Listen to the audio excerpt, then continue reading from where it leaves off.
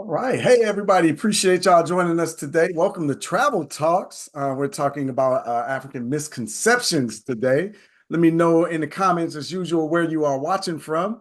I am in the south suburbs of Chicago, Illinois. I am home still. Should be home for the next couple of weeks. I always get that question every time I appear on the scene somewhere. It's like, oh, you're in town. But yes, I am in town for a while. But we're going to talk about misconceptions today of Africa and the continent. There we go.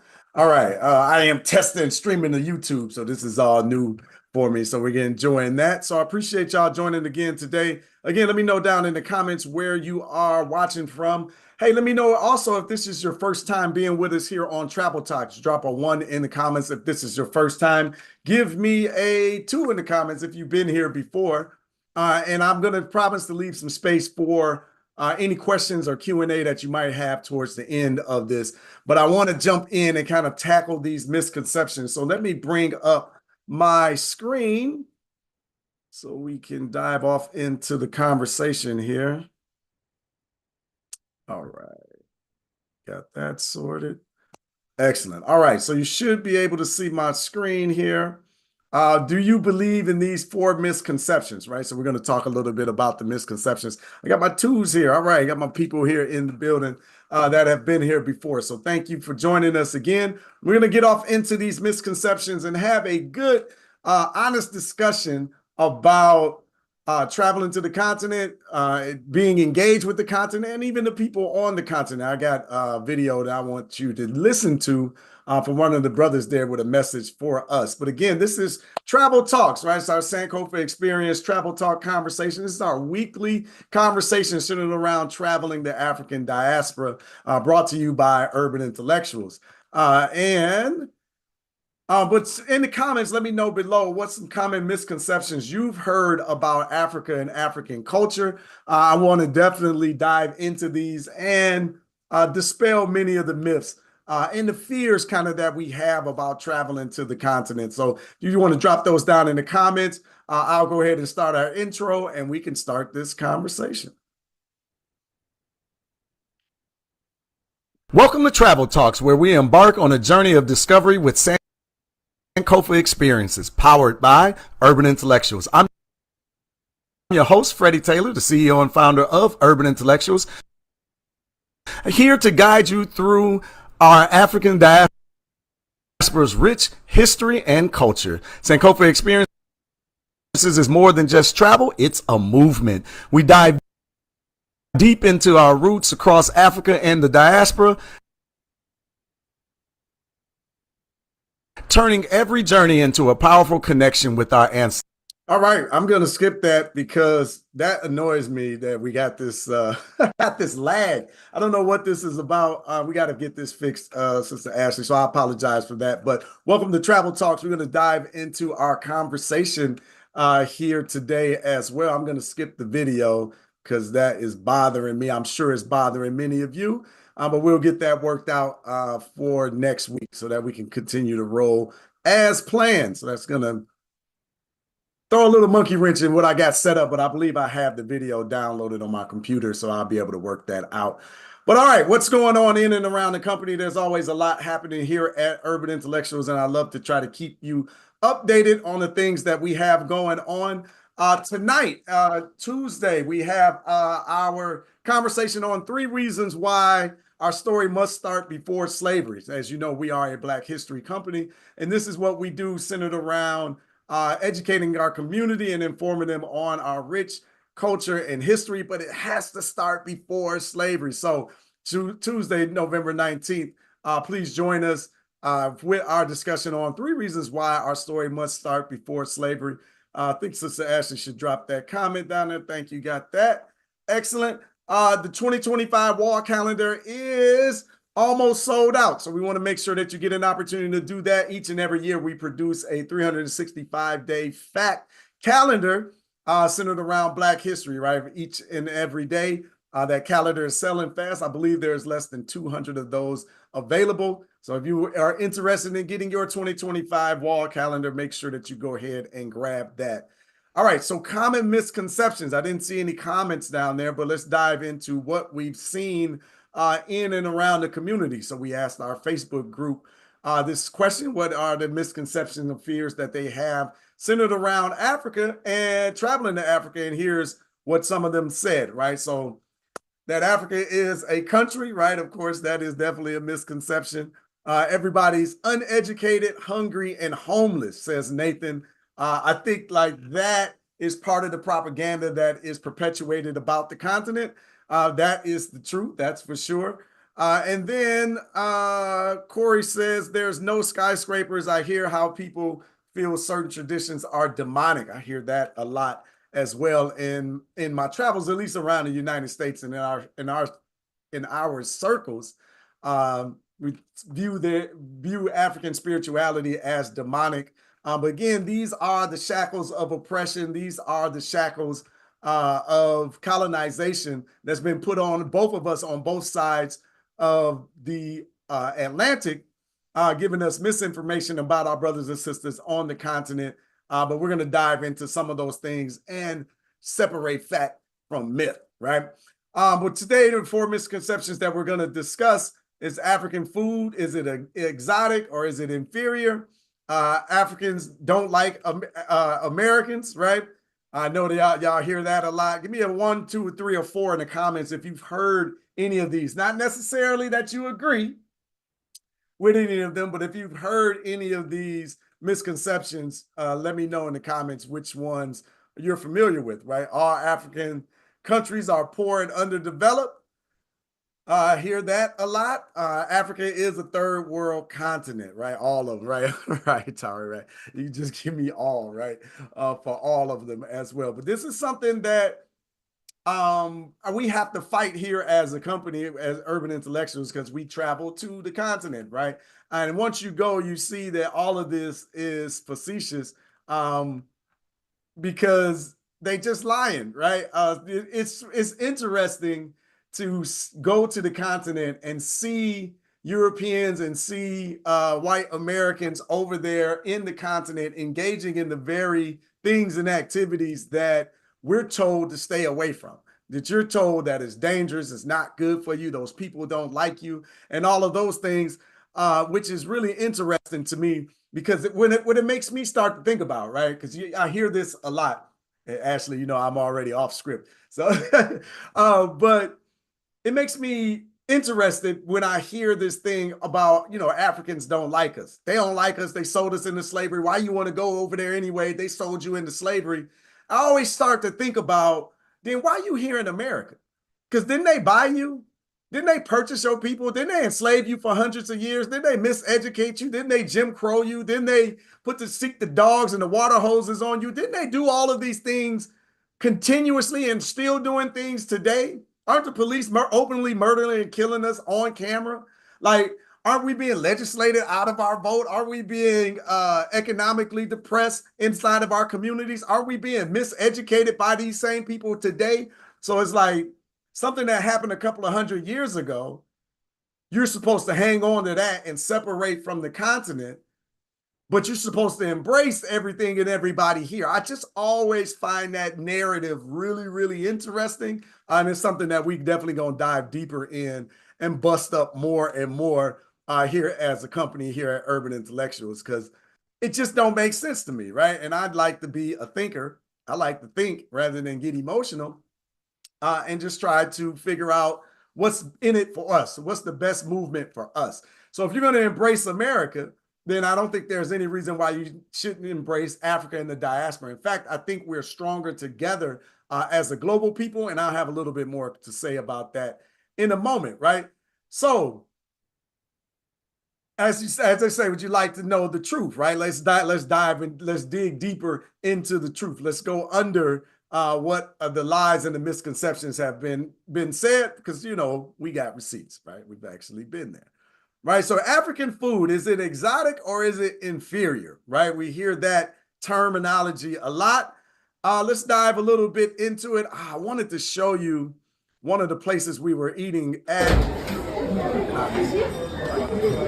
If I can mute it, it wouldn't be as. It's one of the places out on the Atlantic Ocean right there on the beach in the water that you will get a chance to see in a moment. I'm gonna walk over there. And we had this in Senegal. This is in Senegal trip for the Sankofa experiences. Beautiful location. I should have started the video from outside so you know actually where this place is at. You can eat indoor or outdoors. We chose to eat indoor on this particular trip. But as I get to of the scenery that we're in, right? It's all glass everywhere. There's a beach here, and that's the Atlantic Ocean that you see all of the over there. This isn't too far from the hotel that we stayed at, but it's a beautiful scene and a nice environment, and the food is absolutely delicious, right? I love it. Every time I go to the continent, it makes me realize that our food is so much more contaminated than we like to pretend, right? I can't tell you exactly what is in our food, but I can tell you that a lot of the things that are in there are not in the foods in Africa, right? It's not like a heavy processed diet. It's a lot of fresh foods. The fish and the food that you're eating, they're literally pulling out of the water and putting it on your plate. It's a beautiful experience to have. That you eat a lot of fresh fruit over there. In fact, they view fruit as dessert, right? So you don't get a lot of ice cream, even though that is some ice cream there that the travelers absolutely love. I think I squashed that picture so it looks a little um, distorted. But it is a lot of fresh food, fresh vegetables is what you get. The chickens are like normal sized chickens. You don't have these robust chickens that we have that are clearly being pumped with all sorts of chemicals and things that aren't the best for us, right? But that's kind of a lot of what you see. A lot of rice. There is rice in there. Is either yellow rice or brown rice. This here is white rice over some chicken yassa, which is absolutely delicious. I don't know where we get this misconception that they food is inferior or is nasty. When y'all known black folks not to make some good food, right? Like that's something that I think, yeah, steroids. They pumping them chickens with steroids. So when you see the chickens running around and they're like little, it almost looks weird because you're used to seeing these big plump chickens that we purchase and put into our bodies that is clearly deteriorating us and causing morbid obesity throughout the country, not just black people, right? But it's really interesting when you get over there because I'm telling you, the foods are so much different. It's so much fresher. I love the fruits over there. I should have had my pictures of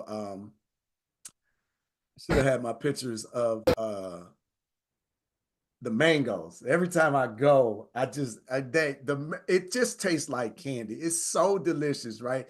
The pineapples, it's like you have these fruits for the first time because it's just so different than what we're experiencing here in the United States. This is a beautiful restaurant that we went into while we're over there. The lag is blowing me, but I just kind of wanted you to see a little bit of the interior. I wish I could mute it so it wouldn't be as annoying. But walk in there, there are beautiful locations inside of Africa. There are skyscrapers, high-rise buildings. People aren't living in huts. There's roads, water systems, like everything that you're used to in the United States is there, but everything runs differently in Africa. Down in the left, doesn't that look like a delicious dish? And the fruit and the vegetable that I have now below is stunning, right? Like it's worthy of a conversation. It's absolutely delicious. I loved it. I asked for more. They got some sort of glaze on it that is absolutely delicious. And then this is jollof rice on the right from a different location. I got that at an authentic spot. We were off the tourist path. We went, we walked through a couple of alleys, walking to the back of the building. And I got me some jollof from where the Wolof people actually eat it themselves, right? So it was absolutely good. I love it. I love the seasoning. I think for our palate here in the United States, come on, Cam. For our palate here in the United States, their foods are probably a little bit spicy. For most of us, at least in West Africa. West Africa is, like they like their seasonings, right? So you can ask for no spice or less spice, but I'm gonna tell you, if you say no spice, it's still gonna be a little spicy. And I'm not a spicy food eater, so I want you to know that's not like my thing. My wife, I call her a dragon because she loves spicy foods. I'm not in that camp. I get heartburn. I don't really want all of that. But I haven't had a problem eating on the continent. If you're vegetarian, you don't have any issues there as well, or vegan, you don't won't have any issues as well. They know how to prepare all the meals, right? And there are a lot of vegetarians there on the continent as well. No matter where we're traveling to, north, south, east, or West Africa, um, there are many options available for you. I just wanted to highlight that. Let me dive back into my presentation here. Can keep it going. All right. So global influences, right? So many African dishes and ingredients have influenced the global cuisine, from yams, coffee, and peanuts. There's just so much. In fact, here's top 8 countries that supply and what they supply to the U.S., right? So think about this. Do you use any of these things, right? When it comes to Ethiopia, that's actually the birthplace of coffee, right? And it's where it's highly sought after globally, their coffee and their food. This is teff, which is a gluten-free grain used to make injera and gaining popularity in the healthy food markets. If you've ever been to Ethiopia or you like Ethiopian food, then you've definitely ingested some teff while you were eating your injera, right? If anyone has had any of that, Ethiopian food is absolutely delicious. I love all the food on the continent. Everything is a little bit different, but the taste buds are the plethora of taste buds, and the palate is definitely there for your exploration, right? Ghana is one of the largest producers of cocoa, right, which is chocolate, producing the world's chocolate in the on the planet. There we go. Ghana is one of the world's largest cocoa producers. There we go. Critical for chocolate production. Shea butter. I know every home in here has a bunch of shea butter available on your shelves, but a lot of that is coming out of Ghana. But they use it for cooking as well. They use it for cooking. They use it for health. They use it in their hair, and they definitely use it on their skin. There's a lot of different uses of shea butter, but a lot of it is coming from shea butter farms right there in Ghana. The Ivory Coast, or Cote d'Ivoire, is a coca, and then cashews is one of their top exports as well. Nigeria, yams is a big thing, and palm oil is behind really the fall of the Nigerian empire, the empire there, as some of the global capitalists moved in to take control of that palm oil industry. But it is a large supplier of palm oil around the world. I go into the history of that another time. I almost slowed down and just got into it, but we'll just keep it moving. But it's a really interesting history with palm oil in Nigeria. South Africa, right? So wine, right? This is wine country is coming out of South Africa. I know any wine drinkers out there. I like to partake in a glass of 3 of wine myself, so no judgment from me. If you're judging me, hey, maybe you just haven't had a great wine before. But South African wines are delicious.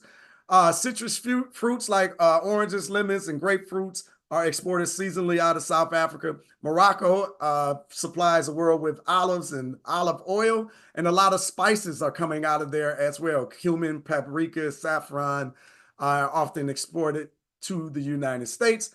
Senegal is famous for peanuts, right? So peanuts is a thing there in Senegal, and they have this peanut stew that is absolutely, it's different.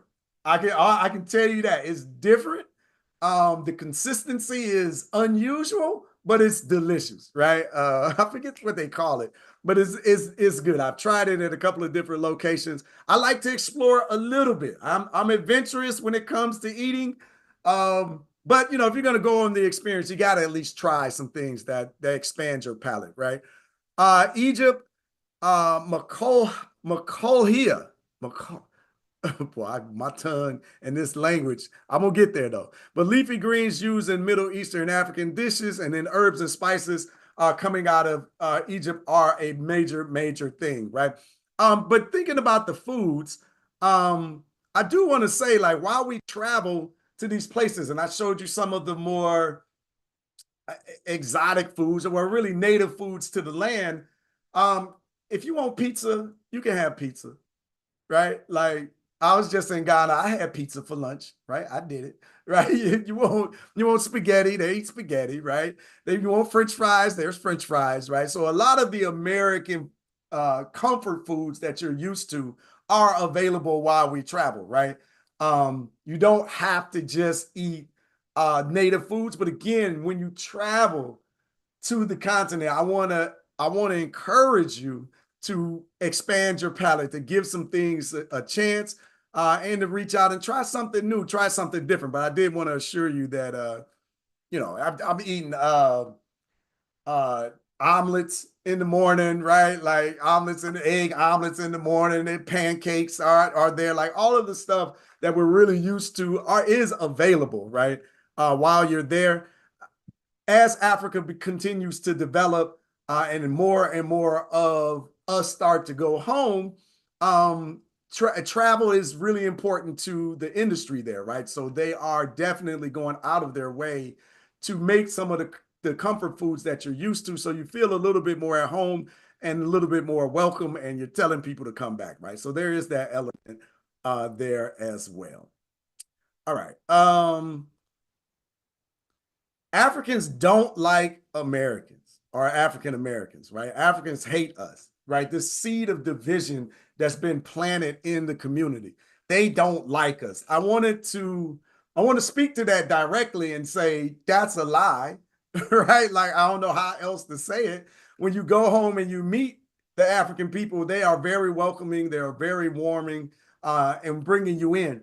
When you some of us, I'll say this, some of us have met Africans that come over here and they feel like they might be a bit standoffish or they are trying to separate and not really engage the African American community. But that's because the colonizers on that side who controlled their educational system brought them up um, under the understanding that you're the problem, that Black and African people here are the issues. You see the media's angle is played out around the world. Y'all nothing but thugs. You're all you're doing is causing violence in the community. You're criminals. Your women's are promiscuous. All they doing is having babies out of wedlock. They're leaning on the welfare system, the welfare state. All the neighborhoods are violent. This is what's steadily fed into the Africans about us, right? And that not only is it fed into us and the media here, but this is a global thing. So you have to kind of have that lens of understanding. But this is why we travel, so that we can start to break down those barriers and break down these lies, right? And separate truth from fiction, starting to have conversations one-on-one with one another. In fact, like I was on Sundays, every Sunday we host Sunday dinner here on the Zoom platform, right? So Sunday dinner is food for the soul, right? That we have great conversations centered around the ideal of gathering at grandmother's table, right? So for Sunday dinner, but instead of actual food, we get these soulful conversations that we have that feed us from the inside out. And this brother Kofi from Ghana showed up, and he expressed his experience, right? So he came to America in 1962. I believe it was 1962, right after Kwame Nkrumah had taken power as the first president of Ghana. And he said when he got here, he was like, he said he thought, he said, he didn't say he thought, he said, when did all these Africans get here? Like when did they get here? How long they been here? What's happening? And the people were saying, no, they're not Africans. These are Americans. And he's like, nah, I know Africans when I see them. These are Africans. What are you talking about? And when did they get here? And everybody paused in the conversation, because when did they get here? Like, you're not familiar with the slave trade or the slave genocide? And here's the catch. No, he wasn't. That's because, and he went on to elaborate, again, the British were in control of the educational system. So they're not telling folks what they're doing around the world. They're miseducating people. As ridiculous as that sounds, that's what you find today when you go to the continent. If you have some conversations, unless someone is going out of their way to educate them on the process and what's going on, they don't know, or they have no real understanding of like what's happening here or what's going on. So I when I talk to my brothers and sisters here, I'm always like, one, you got to travel because you got to go see and experience these conversations for yourself. But two, we got to give some people some grace. Everybody don't know what you know, right? And you don't know as much as you think you know, right? So we have to listen to one another and engage with one another more and more so that we can continue to learn. But a lot of people were blown away that when he said that he didn't know anything that was happening or how these Africans got here, right? Miseducation is a real thing, right? And I always say that the miseducation of history is not about the past, it's about the future, right? It's about the future. So it's about controlling the narrative so that you think a particular way and you see a people a particular way. So either you don't engage with them or you only engage with these certain types of people because of your historical understanding of what has transpired. And that's what we're trying to do here at Urban Intellectuals, is breaking down those barriers of understanding by sharing rich history and culture, right? But I want to dive into this conversation about they don't like us, which is a lie, right? It's just not true at all. In fact, this is what you get, right? You get, it's good to see you, my brother and sister, right? So I want to bring up this brother's words and let him say it for himself, because I was just in Ghana earlier this month, and I was asking them this question, right? Do Africans like African Americans, right? And here's one of the brother's responses. How do Ghanaians feel about African Americans? Let's ask that question. So, is it? All right, hold on, because I don't know if that pausing is like bothering y'all. It's driving me nuts, right? So let me get the one from my computer. Oh, did I not download that one? Did you really, Fred? All right, I'm gonna try to play it while let's see if I can download it. It buffered a little bit, so maybe it'll work.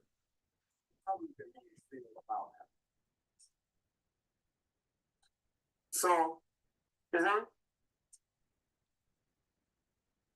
Sometimes people ask me this question a lot. Yes. That how do Africans feel about the African Americans? Because the history does it. Okay, that's bothering me. 1 second. Hold on. Oh, I wasn't sharing my screen anyway, was I? Okay. So y'all didn't see none of that. Good. All right. Good. All right. Here's that, brother. I saved it over here. All right. I got it. Yeah. Oh, I thought I had it.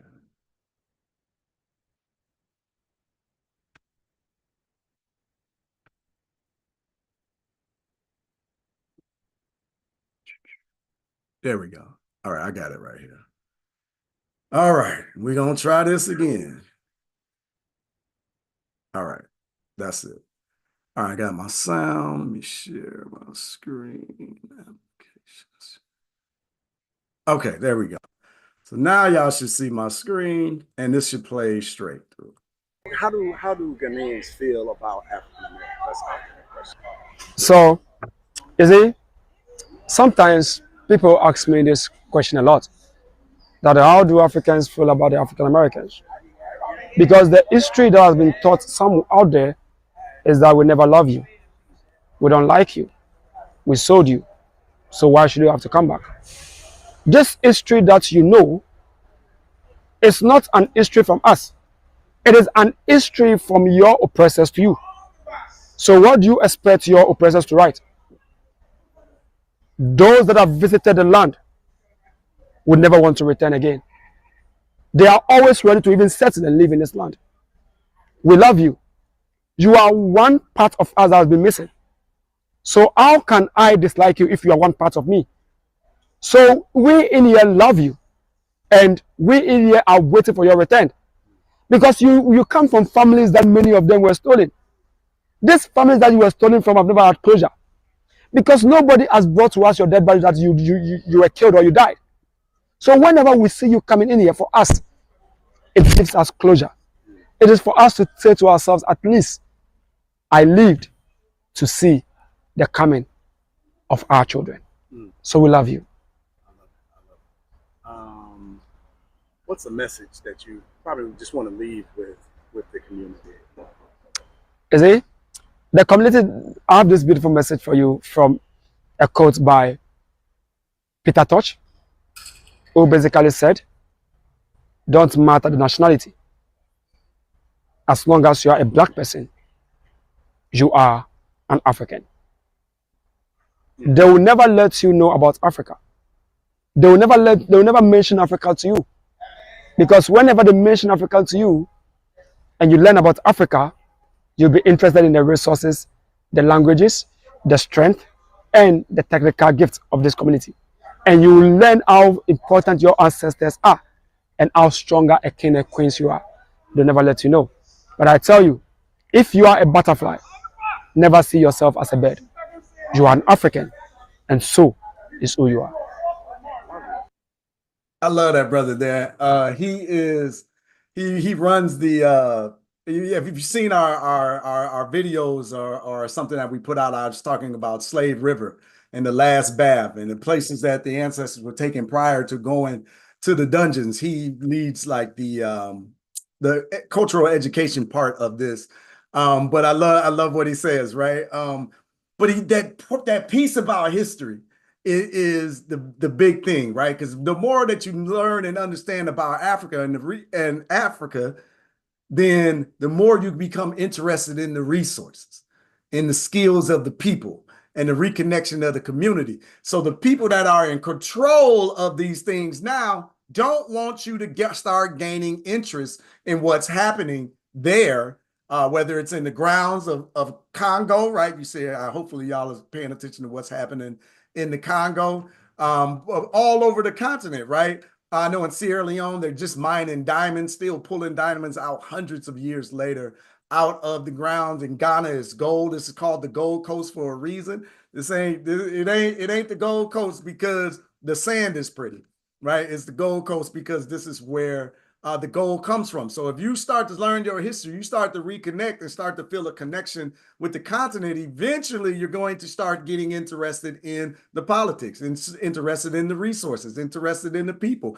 interested in business, interested in linking up internationally and doing trade together, right? So there's some forces, let's just say, that are not interested in seeing that happen. So miseducation is a key piece to all of that. And then division between us is the strongest factor, right? So we have to stop perpetuating this nonsense that we aren't welcome, that no one is interested in reconnecting with us, because it's just not true. If I had more time, I could share more of these interviews with you, because the brothers and sisters there are begging you to come home, to come and reconnect with them all over the continent.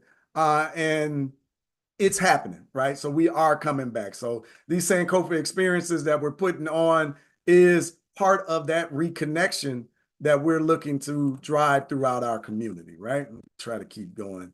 Y'all know I'll take a left and it'd be much longer than I intended. But here we go. Okay.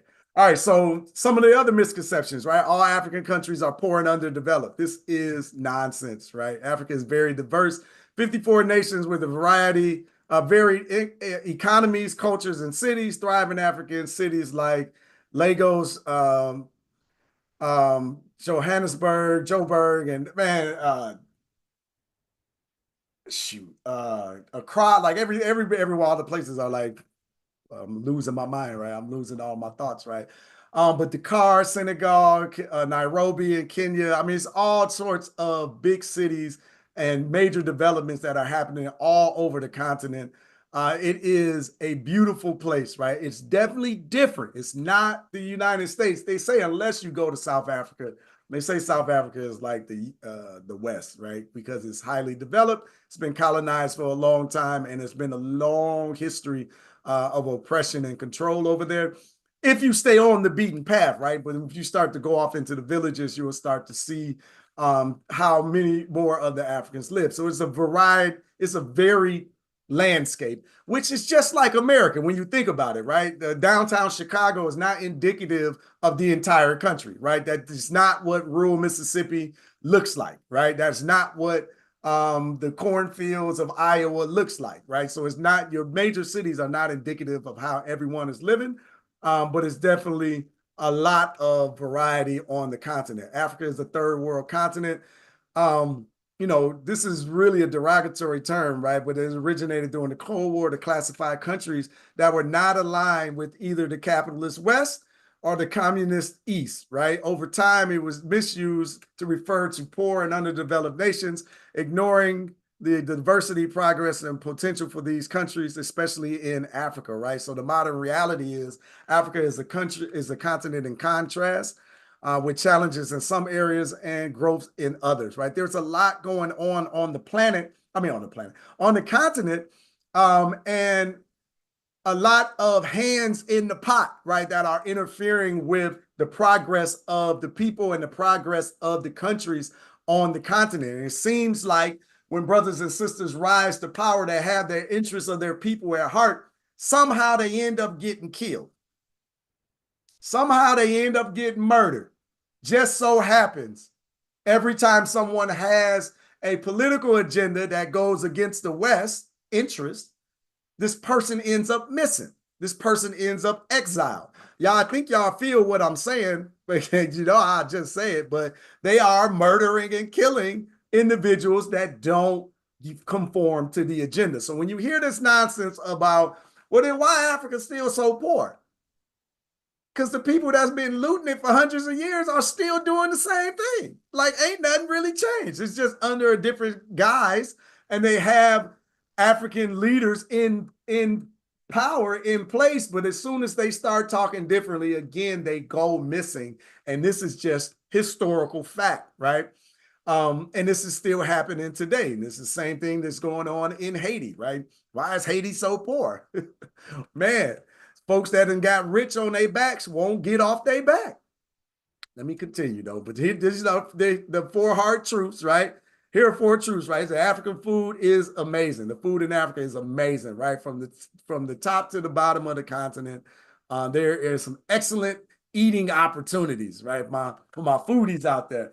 I learned in Senegal in May that apparently I'm a foodie, right? Like, I don't like the spice stuff, but I'm a foodie because African food is delicious, right? It turned me into a foodie. Africans love us. I'm definitely planning my move now. The wife and I were talking about it today, actually. But they love us. And like something else that I heard while I through my travels is how y'all. I asked this sister, we were in Senegal, and she was from South Africa, and I was like, what are your thoughts on African Americans? Like, the thought in the country is they don't like us, and she was just like. Now, this sister was well-traveled too. Now, I got to say, I want to add that on. But she said, I can't understand how y'all don't think we like y'all. Have you noticed that all the trends come from you? Like, they watch it. There's like, we got access. We're watching y'all for the movement, right? Like, we love the African-American people. We love the culture. We love everything about y'all, right? And you find that in London. And you find that really all over the globe. Y'all know we move the world, right? The African Americans move the world. We don't control our culture, so we don't capitalize on it, which is why we're losing trillions of dollars that could be flowing through our economies. But that's another conversation. But she was just baffled at really that I would ask her the question, do Africans love African Americans? And I thought that was interesting. I wish I would have got that on camera. Then the Africa is rich in resources. I mean, we just talked about the foods, right? But Africa is literally supplying the world everything. Africa should be recognized for its resilience, its potential, and its global impact. Africa has always been the jewel of the world, and it always will be. I'm just waiting for the day that we, us Africans in America, realize this and start to get involved. Now, everybody's not going to move to the continent. Everybody don't have to move to the continent, but I think we need to start supporting the continent so this continent can start supporting us. We need one another globally.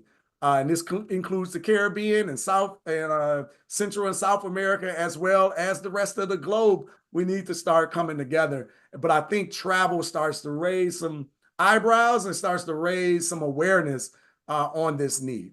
All right. Do you have any questions for me? I think I did. Not too bad. 41 minutes today. I was trying to stay on script and keep things moving along. Any thoughts, any comments that y'all want to leave with us today? We have trips going to the continent all year round. So if you're interested in going, but most of the trips are capped at 30 to 35 people. So unless the date is taken up, you'll have an opportunity to travel with us.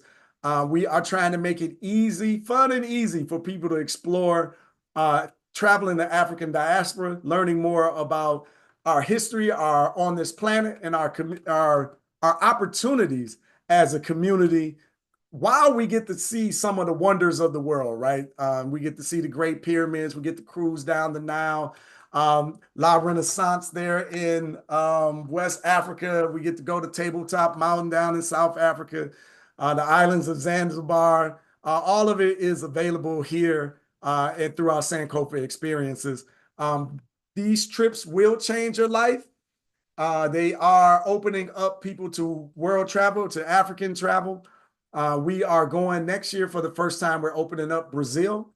So that's going to be an interesting opportunity for folks to gather and come with us. I believe Brazil is in September. We're starting Ethiopia as well. But Brazil has the largest population of Africans outside of the continent of Africa. There are 135 million Africans in Brazil, and we're looking to go connect and reconnect with them. But if you have any questions, you can always shoot us an email at support@sankofaexperiences.com, or you can jump on the website, sankofaexperiences.com, and visit us. Click around on the links, find what you're looking for, what trips you're looking for, or leave us a message so that we can follow up and follow through on making your travel to Africa adventures a reality. So I'm going to skip my outro video because that lag is going to drive me crazy. I don't know if it's going to drive y'all crazy, but I appreciate y'all joining me for our travel talks here at Sankofa Experiences. Each and every Tuesday,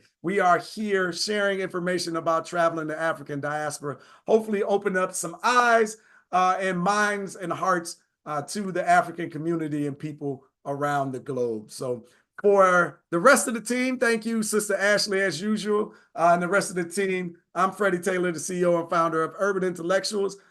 Black History Made Easy is not only our mantra, but it is our promise. So until next time, good people, take care. Take care of your people. Be blessed. Have some good food and interaction. Hopefully, I'll see you tonight on our chat, on our discussion about 3 reasons why we must start our history before slavery. But until then, I'll talk to y'all later, right? Love, peace, and power to the people.